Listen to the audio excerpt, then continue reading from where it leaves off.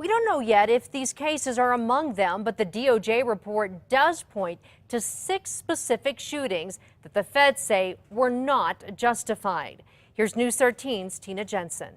In 5 of the 6 cases highlighted by the Department of Justice, the men killed by APD bullets were unarmed.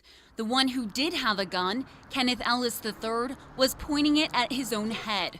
The report says Ellis never gave any indication he intended to harm anyone but himself. I anticipate some of these officers being imprisoned for their killings of these young men. The feds say not only were they bad shoots, but that in some cases the department praised what the officers did.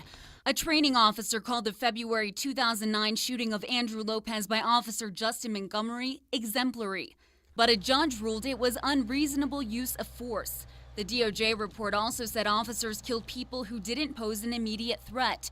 It points to the case of Alan Gomez, gunned down by SWAT sniper Sean Wallace, as Gomez stood on a porch negotiating with other officers during a domestic violence dispute. I took it as a hard look at what is going on, and this report is going to conclude that there has to be some accountability now. The report also says some officers' own recklessness led to deadly shootings. It points to the 2010 fatal shooting of a suspect in a stolen car case named Mickey Owings. The feds say that shooting violated the department's policy of not shooting at moving cars unless they pose a deadly threat.